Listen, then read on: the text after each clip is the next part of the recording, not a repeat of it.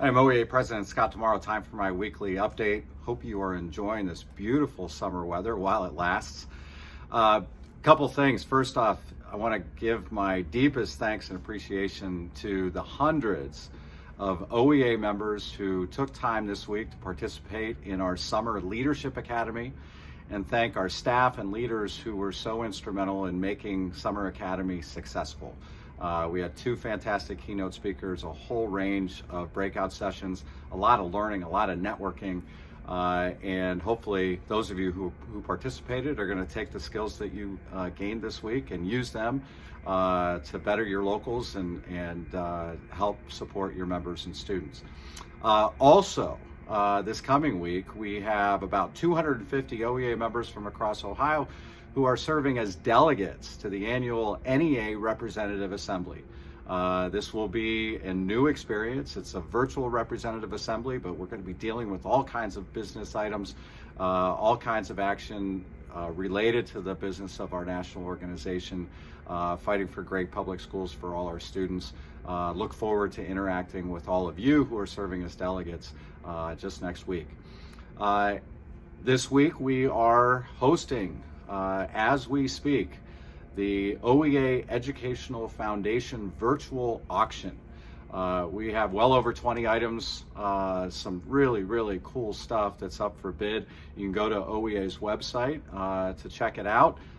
Put a bid in yourself. I hope you'll be able to participate.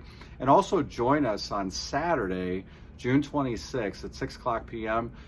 For a celebration of the work of our foundation. We have grants for innovation and diversity in our public schools, also to support our students in need. We are now facing crunch time when it comes to the state budget. They're in final negotiations between the House and the Senate. We're still waiting to see what comes out of conference committee. It is not too late to contact your legislators to demand fair school funding.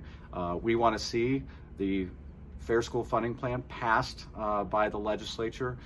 Just last week, there were new revenue estimates that show that there is over $1.8 billion in additional revenue that hadn't been anticipated just a few weeks earlier.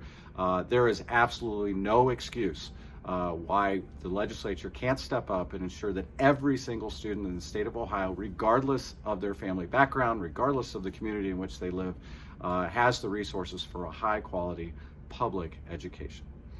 Finally, while we are focusing on making sure that all our students have what they need, there are some who are taking this time to organize a campaign of disruption and division.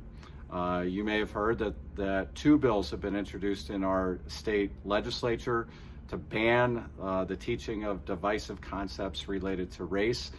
We also know that a national campaign is involved in organizing a disruptive effort in local school districts around the state and across the country, challenging the diversity, equity, and inclusion efforts happening in our schools. That's just simply wrong. That's an effort to divide when we should be coming together.